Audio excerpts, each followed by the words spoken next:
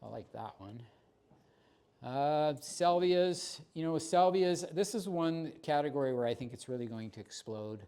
It's starting to explode right now, but they've definitely solved the breeding aspect of it, so they're able to really get a wide variety. And May Night is one of the first ones that came out that was actually a good rebloomer. They bloom all year if you just would deadhead it. There's several different ways to treat it. If whenever I have a planting, if I have a planting that's a mass planting, so I might say have 30 May Nights.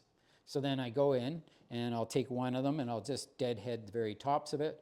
The next one I'll deadhead, removing branches and a little bit more intense. And then the third one, I cut it right to the ground. And then I'll just keep repeating that program. So one light, one medium, and one heavy pruning. And I just do that till the whole planting. And then what happens is it always looks beautiful. The ones that I just lightly pruned, they keep on blooming. The ones that I pruned medium, they come on fairly quickly within a week or two, and they're really blooming good again. The ones I cut to the ground are just like little bushes pushing up, and the buds are starting to form. So what I'm doing is I'm just thinking ahead to try to get the maximum bloom potential out of those, and consistent, like from spring till fall.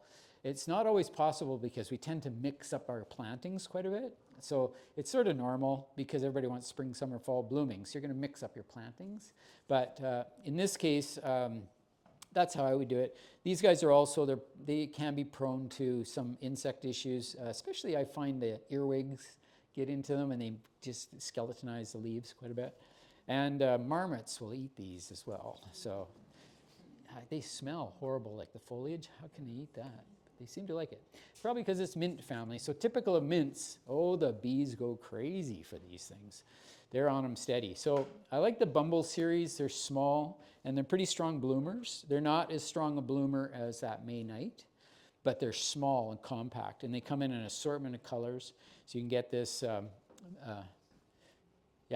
I'm just going to see if I have a picture with the names on them. I do.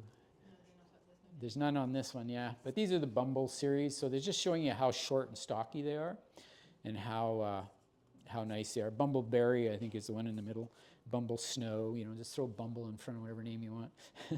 After a while, when you start looking at these, you just think of these people, they have to sit and rack their brains. What are we going to call this one? It's like, I don't know, let's write it on a dice and roll it. See which one pops up. There's a lot of different names, but I kind of like that name. And it kind of, to me, it sounds more compact. Like, I don't know. Just sort of sounds good. So with smaller, you also get bigger, right? So the Bumbleberry is going to be a smaller one. Azure Snow is a light blue one. I really love that color. Light blue, like it's beautiful in the garden. But you just don't have one, have five. Ballerina Pink is a beauty. It's such a clear, beautiful pink color. And then this is a big one. Look at it, it's waist high.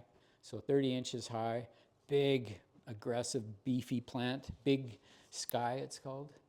Nice blue, deep blue, almost purple.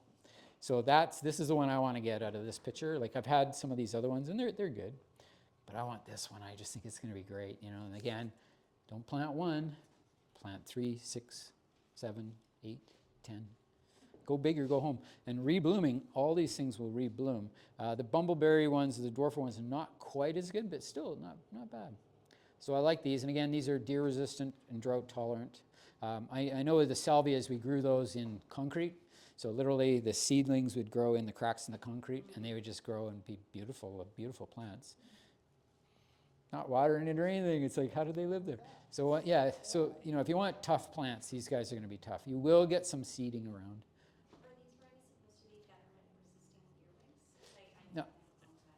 No, probably not, but you might have to try and see.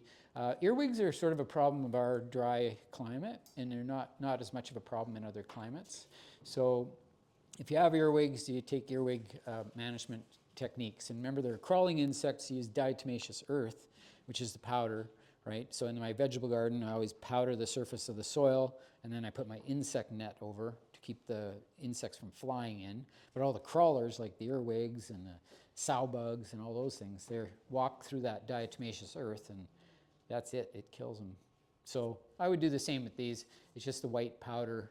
It's an inert substance. It's actually, it's fossilized diatoms. So cool. Some other ones, some other new ones. Moulin Rouge, I have a client that planted about 10 of these. So they were okay this year, but they're going to be really good next year. So I just like that rich pink tone.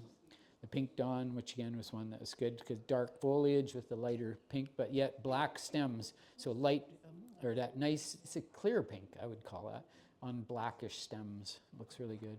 And then Violet Riot is kind of cool, deepest, darkest purple. So I think we're going to see a real explosion of these on the marketplace, right?